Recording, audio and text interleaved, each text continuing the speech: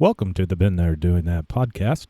I'm Robert Scrivener. And I'm Gayla Scrivener. We left the 9-to-5 grind, downsized, and our goal is to have freedom to live and to work from just about anywhere.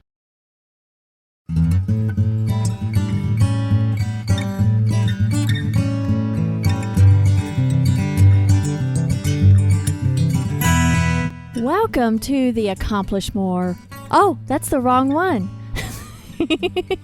Keep going. Welcome to the Been There Doing That podcast. It's good to be back. It is. Well, kind of. We never really left. We stay here all the time. No, we just Been there doing that. Well, that's true. Yeah. Because we're full-time residents of Been There Doing That. We are. And where is that at exactly? Wherever we want to be. That's right. We are going to dedicate today's show about Overland Expo West 2018. Yes. Our experiences. I'm excited. Yes. This was our second West show, right? It was yes, Overland. We went to the West in 2016. Mm-hmm. And back then it was at a different venue. It was at Mormon Lake. And that was really nice. But when we went, it was Bloverland because it was blowing like crazy. Oh my gosh, it was windy. Bloverland. Windy. But we got through it and I really enjoyed myself. That was our very first Overland Expo experience, period, 2 years ago. Yes. Right? We wanted to go the year 6 months prior to the one in Asheville, but we were close to it and never did go. We went to the Banana Pudding Festival instead. We had a nice Overland trip, but that we didn't go to Overland Expo. But when we heard about it. We heard about it then. And there ended up that year being a hurricane or something. Yes. And on our trip, we actually avoided pretty much all rain that trip out east. Yeah, we dodged it. We got to Tennessee and slowed way down. Yes. But this time... out west. Out west. And we had intended on having a longer trip, but we really wanted to go. And even though our trip was cut short to 2 weeks, it was well worth it. Yeah. It was a nice vacation. We ended up doing a vacation instead of a workcation. And we hightailed it out from home. 28 hours mm-hmm. driving. Well, 4 of that was sleeping, but it took us 28 hours to get there.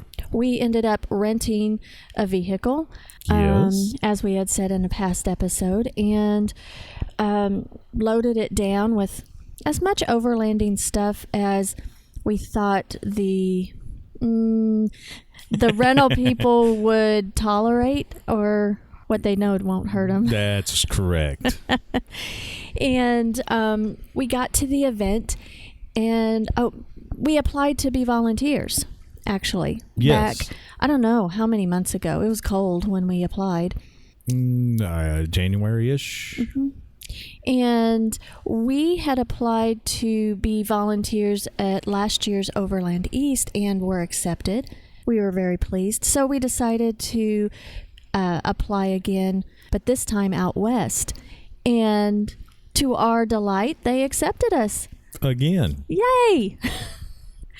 I don't know. I don't think I don't know. I can't say that we impressed them, but they tolerate us. They tolerated us. And we applied and got volunteer spots, and so that's why it was so important for us to go out, because we certainly didn't want to let them down. They had how many volunteers, Robert? I want to say minimum of 170. And Cyan is the volunteer coordinator. She is the woman. And I don't know how she does it. You want to know a question? Just ask her. She'll figure it out. You want to know answers. I'm sure she could. I'm sure that she could ask a lot of questions, but she has all the answers. That's right.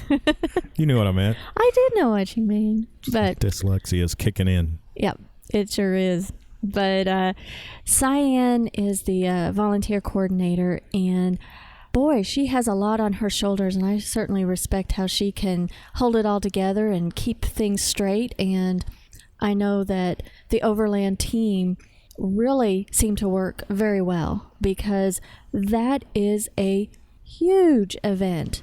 And it is huge. It was bigger than the one east we went to last fall, and way bigger than the one we went to 2 years ago. Mm-hmm. I heard somebody say that it was even bigger than last year because this year and last year out west it had moved from Mormon Lake around Flagstaff to the fairgrounds, Fort Tuttle. Mm-hmm.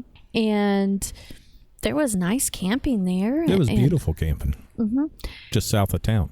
Yeah, and our volunteer duties this time were helping check in at the headquarters on, what was that, Thursday night? Thursday, what did I do? I checked in staff, media people, and volunteers. That's what I was checking in. I checked in participants who had purchased the weekend pass or the whole Overland experience. They let me use a little iPad. They didn't let you use any equipment. I was old school Rolodex, look them up by their last name. Well, we had to do that too, but they use their systems, and they have a little, the barcode? Yes. And we were able to scan it right there on the tablet and check them in and get their name tag and get their goodie bags and if they needed a bracelet or whatever. Yeah. And I really like their system. And I think they use a system called Eventbrite. And from the geeky part of you, I like that system. I've seen just bits and pieces of it. So it's nice to work with different computer systems because I just like doing it. Well, that's you. It is me. That's all you. Well, then actually, as volunteers, we work 12 hours each of us for the whole weekend. And the weekend is... Well, we started Thursday. Yeah, but the official event is Friday, Saturday, Sunday. And we told them that we would get there by Wednesday. Mm-hmm. So our shift, we had a 4-hour shift on Thursday, and then a 4-hour shift on Friday, and then Sunday. Saturday was our day off. Saturday was our get to walk around the event and see. Mm-hmm. And Friday and Sunday, we were at the tent near the, what was that? That was the Camel trophy area. Yes. I like that. CTESA, or the MESA. Okay. Motorcycle experience, something and then area. The Camel truck experience. Yeah. Well, I liked being there. That's where they had some hands-on classes that people signed up for that they could bring their motorcycles in for or their vehicle. There were, I don't know, about 6 tents, I guess. 6 or 7 areas. Maybe 7 or 8. And they had color-coded flags out in front of the tents. But our duty was to point people in the right direction, depending on what class they signed up for. We were that French word. Yeah, I can't pronounce it. Concierge. Yes. I'm not sure if that's how it's probably not said either. Well, we have hillbilly language. Yeah, so that's the accent that we have. Not everybody understands it or gets our humor.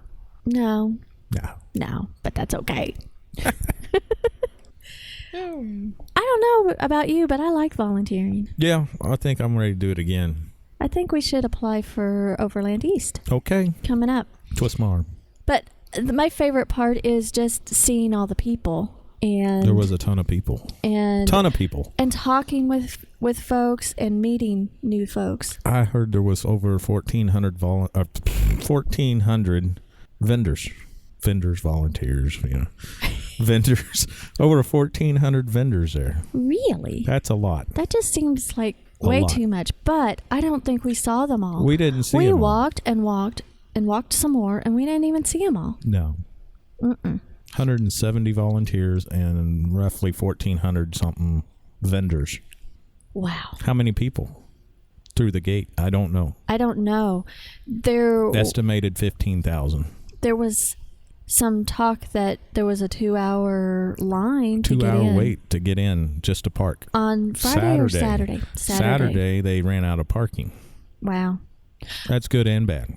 But since we good, were there's camping people there, there, bad that they can't park them anywhere. We were parked there, and we pretty much stayed put for the entire weekend. So that part didn't bother us. And people that would prepay for their Overland experience, it really, because they go there to camp for the entire weekend and experience the show and talk with folks the entire weekend, so that traffic doesn't really bother them because we're already in. We get there Thursday if you're smart. We were in the volunteer camping area or the staff camping area. Which was nice because it was nice trees, pine trees. Like ponderosa pines. And plenty of porta potties. And they were clean. Some people complained about there wasn't enough, but I don't know what area, because around us there was plenty of them. And there was plenty of trash dumpsters too. And, well, we did hear complaints about where's the trash, but I think people might have been looking for big trash barrels, like a trash can with a liner in it. But there were a lot of dumpsters, which to me seem smarter because you don't have to empty them as often. Exactly. But I was impressed that even the porta potties, they seemed clean. Yeah. Everyone that we went into. So whoever did that service, thumbs up. They were cleaning them out often, so that was nice. And that's important because when you gotta go, you gotta go. You gotta go. One thing that we did this time that we've never done in the last 2 times was on the Wednesday before the event, they have this cool rides like pre-party. And that was downtown Flagstaff, and we didn't participate, but we got to go watch. We went and visited folks. Spectated. Yes. And what that is there's like a little contest that you can enter your vehicle and people vote, and then the Overland staff read the bios and choose, and then I don't know how many. Was it 8 or 8? There were 8 of them. 4 vehicles and 4 motorcycles that were the finalists of the cool rides. And for the pre-party, they'd park on the street downtown Flagstaff. There's some really neat shops downtown Flagstaff that are overlanding and outdoorsy type shops. And so we went and just walked around and talked with folks and saw other people's vehicles. Took pictures. And took got a lot ideas. Of pictures. And what kind of vehicles were there, Robert? 4 motorcycles. I'm not a motorcycle guy, so I didn't pay much attention. There was this nice lady that had a sidecar. It was a Ural. I don't know what that is. It's a motorcycle. Oh, a type? Yeah, brand. She had her Chihuahua on there. In the sidecar. She had bicycles on the back. All kinds of stuff. I took a picture of it. I might have put it on there. But she drove it from South Dakota to Flagstaff. And she had everything that she needed to live on right there. Stove, spare tire, clothes, camping, everything. She was a neat lady to talk to. I can't even speak. She was a neat lady to talk to. Yeah. And there was some sort of Mitsubishi, I want to say, Delcia. I don't know how to pronounce it. I'm from Missouri. A Chevy Suburban. Okay. An older one. I know that one. Was that blue one? That was a blue one. That was nice. It was for sale. That was a nice vehicle. And there was a 70 Series Land Cruiser, which I adore. Is that the one that you said... We could live in that. Yeah. Yeah. And you wanted me to really... Look it over. And I told the guy, I said, don't give my husband any ideas. Yeah. That was the Wandering Englishman. Oh. And there was a 82 Mercedes 240D car that had over 822,000 kilometers on it. Well, 500,000 miles almost. He got a lot of attention. He did. He? On top of his car, he had a little roof rack with what? 10 jerry cans. Wow. 10 jerry cans. Was that vehicle a diesel? Yes. And that just proves that you don't have to have the newest and the fanciest vehicle to travel anywhere. No. Hey, it was lifted up, but it was two-wheel drive. It'd been on, I think, every continent except for Greenland and Antarctica. Wow. It's been all over. It looked rough, but... And he drove it to the event. Drove it to the event from a different country. I don't remember what country. Yeah, that was... foreign tags on it. That was really neat to see up close and personal, I guess. Yeah. We didn't have an opportunity to speak with the vehicle's owner, but saw his little flip book. Photo book you can flip through places he's been. And the map, and that was impressive. It was. It was impressive. And quirky. Well, we like quirky. And we like quirky. So we are ones to not want the newest and, brightest and shiniest vehicle. No. Although the rental was kind of nice. Bright and shiny and had some nice features. 1,200 miles on it when we left and not much more than that when we got back. You were looking online just recently about someone that it was across the big pond, I think. It was the Wandering Englishman. The Wandering Englishman? Tell us about that. I think it was him. It may not have been him, but I was looking on. It was him because I was reading his little thing posted on the side of his Land Cruiser. Yeah. About how he got started in it. And he rented a vehicle for 6 weeks, I believe it was, 5 or 6 weeks, and just started touring around. And when he returned the vehicle, it had over 6,000 miles or 11,000 kilometers on there. And the rental company was not too happy about that. But it was a 6-week trip. He rented it and he just drove. When you have unlimited mileage. Why not? Why not? Go. Go. Well, I had fun at the Cool Rides because that was just kind of the pre-party and just the happen kickoff. Just be downtown and just mingle with folks and we met Chris Shantz there. Yeah, he was walking down doing some video and I said, "Hey, I know you." You probably creeped him out. Probably creeped him out. But we were so appreciative because he did end up talking with us on our podcast, which was published the week prior to this one. Yeah. So we appreciate you, Chris. That was great. And we love to follow Chris. Gosh, we saw other folks that, not necessarily at Cool Rides, but for the whole weekend, that we follow online. Who did we see? You creeped a few people out checking in headquarters on Thursday. Jason from I can't pronounce his last name correctly, from Swell Runner out of Florida. I recognized him and got his card and checked him in before he even gave me his name. Oh, that's just kind of creepy. And Jennifer Lang from Photos Unite, and that was her first time ever going to an event, so it kind of freaked her out that I knew her. That kind of creeps. I think that should creep any woman out that some bearded man knows who she is. I'm just that person, I guess. Mm-hmm. Yeah.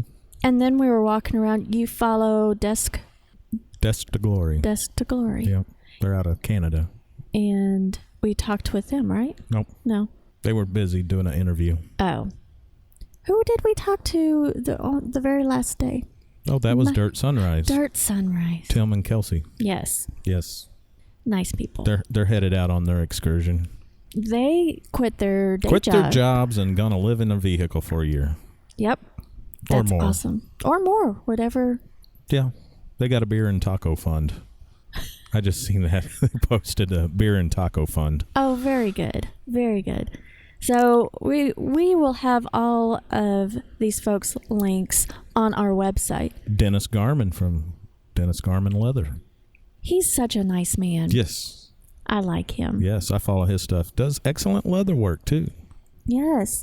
He does a lot of tooling Impressive. that is very impressive and you don't care to do. It stresses me out. But all that hand stitching stuff, I'll be all over that. But he hand stitches yes, everything as well. So stab, stitch, repeat. yes, he has shirts that say that. And you two kind of hit it off because you have similar interests. So that's really nice. But all of these folks will have links to on the show notes. So be sure to pop over to our website at beentheredoingthat.com and make sure if you're interested in these folks, click and follow them. Yep, check them out. Yeah. Well, let's see. I know that before we left, you had stuff in your mind that you were looking for at the show. Yes. What kind of things were you... Air compressor. Okay. Pressurized water, I think was the other one. And I think that was about it. That's what was on your shopping list. 2 things. 2 things I had. Okay, so I remembered. What things did we actually get? Pressurized water. And the toolkit. Oh, it wasn't on my list. It wasn't. But yes, from Adventure Tool Company. Yes, you had been looking online for those, but then you ended up making a small leather pouch, but you weren't completely satisfied with it. But we stopped by Adventure Tool Company's booth, which they're out of Nederland, Colorado. That's where the Frozen Dead Guy Festival is, by the way. We have a blog post on that, but it's quite an interesting festival. Yes, it is. We haven't gone. Frozen turkey bowling, coffin races, all that good stuff. But we know we surprised them that we knew and had been to Nederland when we met them out east. But we stopped by their booth and you looked at their tool roll in person. Yes, it was shop roll is what it's called. Oh, I'm sorry, a shop roll. I was looking at their small waxed canvas bags, kind of like a bank bag size, and I might get one out east when we go out there. Well, they were having great specials right there at the show. 20% off. And they were running out. I think you got the last one. I got the 4th to the last one. Oh. They brought 100 of them. That is so great. And you bought that on Saturday. Yes, before noon. So I'm so happy for them. They ran out, I'm sure. I'm so happy that they were running out of their stuff that they brought. So it sounded like it was a good show for them. I like it. The only thing is that waxed canvas. It got a smell to it. It'll get worn in. I don't know. It reminds me of something. I don't know. But Army surplus store? Maybe. Could be. I don't know. I don't frequent those, but... Can't now. That one's closed. It's a memory. Yeah. I don't know. And the pressurized water. Was it Helio? By Nemo? I think you're correct. And we bought I don't know how many gallons. 2.9 gallons. I like it, I think. We haven't got to use it much. No, but it is nice. Mm-hmm. And it collapses down. I like that. Because you were thinking about using a PVC pipe and... Kind of like Road Shower builds one. Mm-hmm. And that was too pricey. Yeah. And it doesn't squish down and it's permanently attached to the side of your vehicle. And yeah. It wasn't for us. Nope. You were thinking about makeshifting one.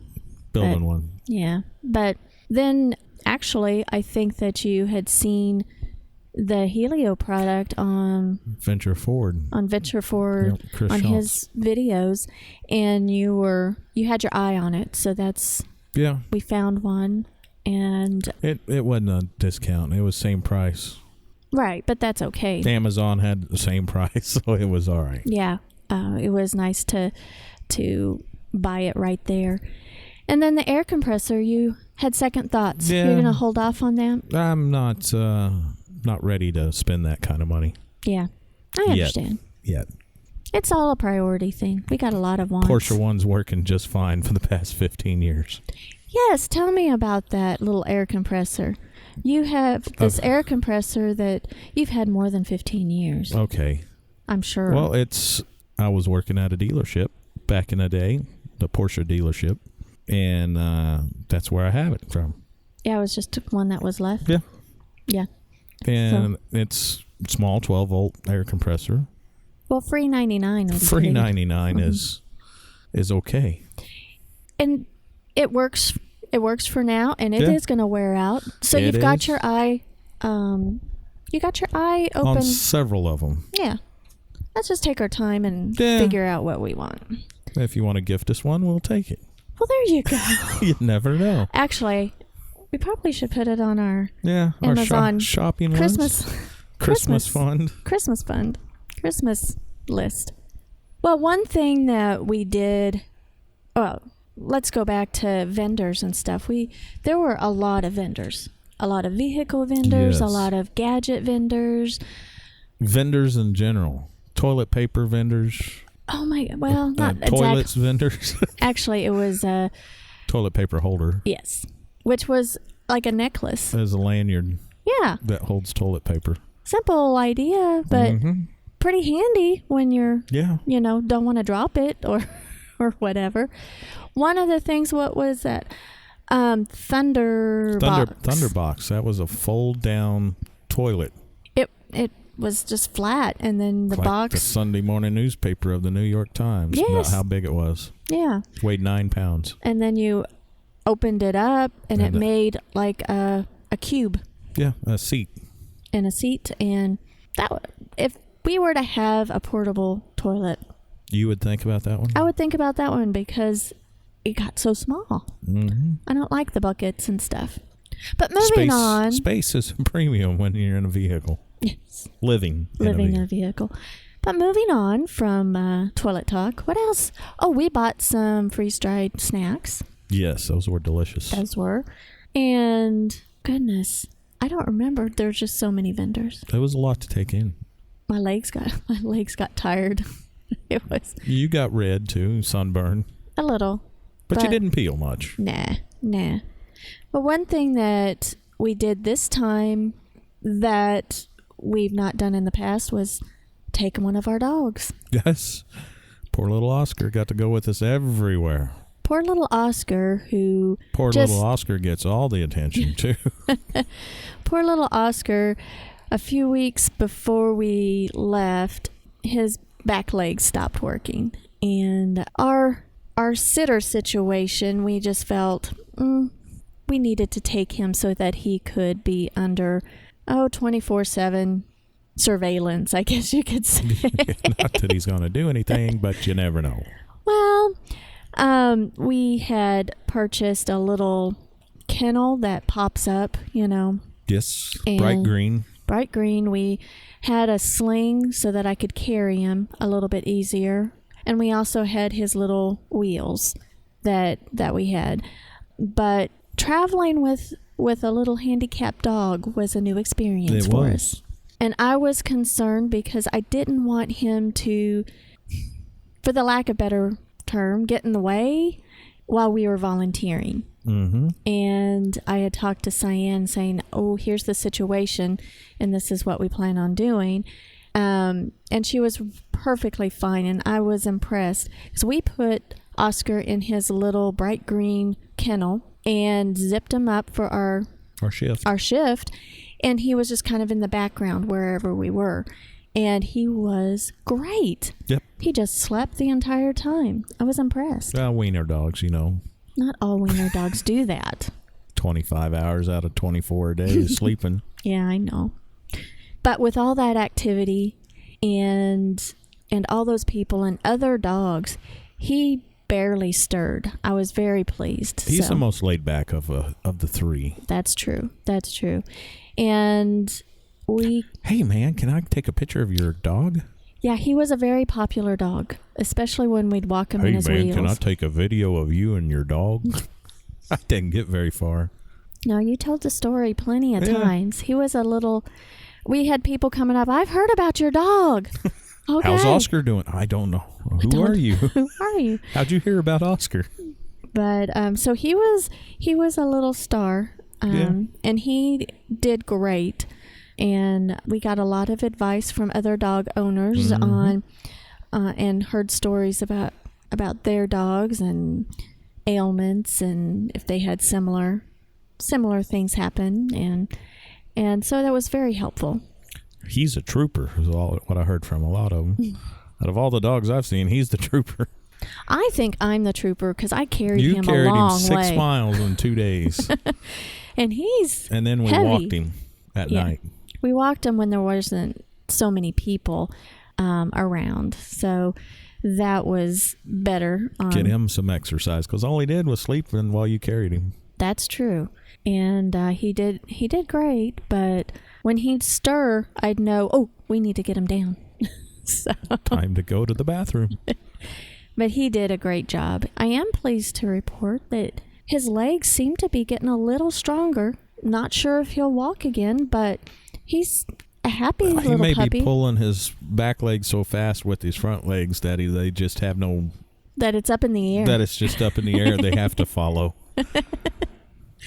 That may be, but he did a great job. And we figured out that if we walked him at night, I slept better. You slept better, and he slept in. He did sleep in. And so we made sure to walk him because, Makes life better. it makes our life better. Well, anything that just stuck out for you? Yes. What? The temperature. It was perfect. It was perfect temperature. The weather was perfect while we were out in Arizona every single day. It didn't rain. Wind didn't blow. It didn't snow. Sun shined every day. And the temperature was perfect. Upper 60s, and lower in the 70s, evening time it was chilly but 30s not bad. and 40s. Mm-hmm. And we stayed plenty warm in the tent. For that one time, I got a little chilled, but Well, I don't know what the problem was. I don't either. I do need to remember that next time. I don't even know why I bring white socks. Take brown ones. I have my brown anklets, and why should I bring my white ones when they turn brown anyway because of all the dust? I don't know. But note to self, next time. Take brown socks. I'll just take brown socks. They're already pre-colored. That's why I got brown boots. I know, but I just wear my regular tennis shoes. All right. What stuck out in your mind? Oh, I did like the temperature, but our camp spot was real nice. The 2 days prior? 2 days prior was even nicer, but yeah. At the event itself. Ponderosa pines. Mm-hmm. Nice, tall. Yeah, it was nice. Yeah, I'd do it again. Okay, let's go. Let's go. Do you have a favorite part of the whole weekend? Meeting all the people. I have to say that's me too. People that we follow on Instagram or Facebook or Expedition Portal or wherever. Well, we had met, we were neighbors with this man. What was his name? Which neighbor? The white van? I'm talking about 2 years ago, our first time out there. Well, you got to specify these things. Henry Eckel. Yes. And he's from California, I believe. Mm-hmm. And we met him. Zamboni guy. He retired, and now he has his own business for repairing Zambonis. Yeah. You don't see too many of those in the world. No. The Zambonis, yes, but the repairmen, no. And we didn't get a chance to talk with him as much as we wanted to, but we did see him. We did see him. And so hopefully we'll see him next year again. Get to talk with him a little more this time. Yes. It was a whirlwind. It was a trip. whirlwind. And I like meeting new folks. There was this gentleman that when we were at our volunteer post, I want to say on Friday. I don't know.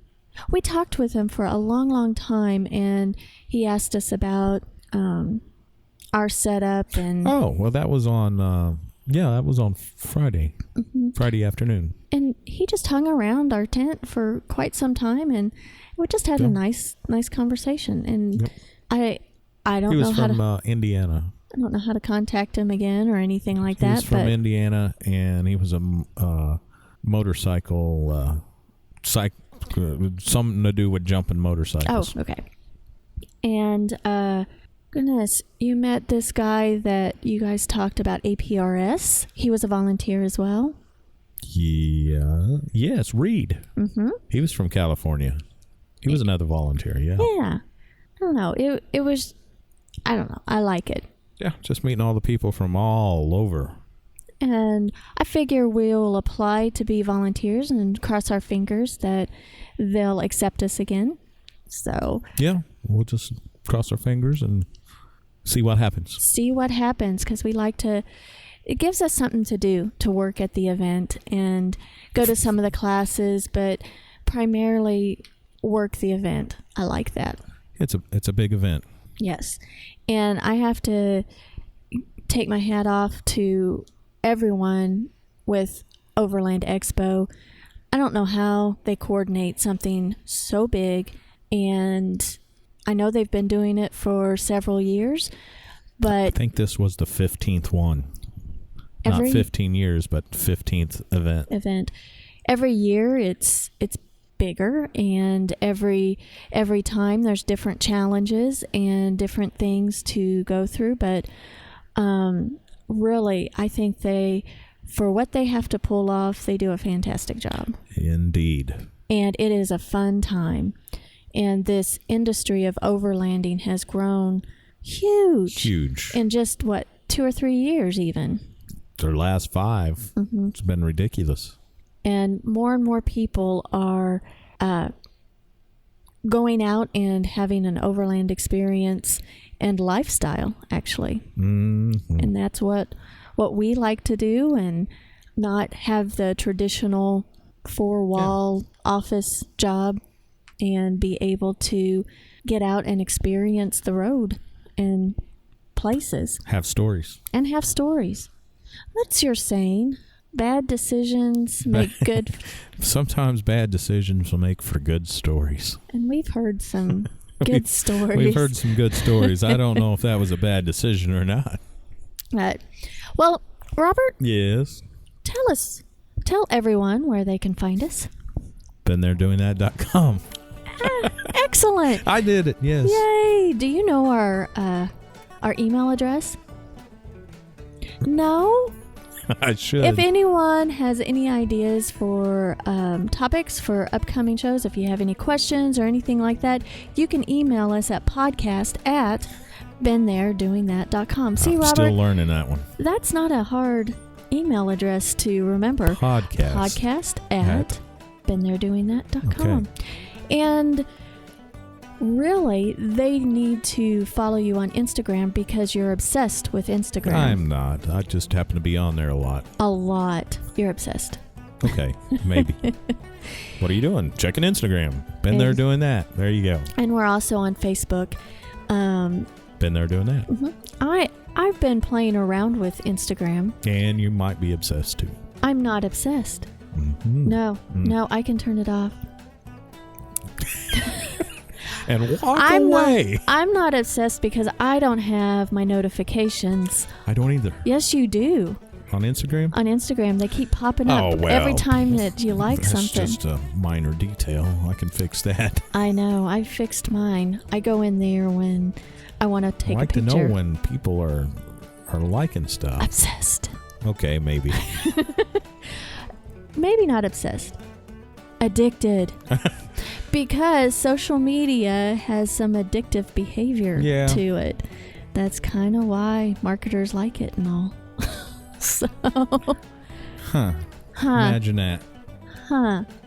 Oh, well. Well, thanks for joining us today. We hope you enjoyed the show. I did. And I did too. I did too. And until next time. We'll catch you all later.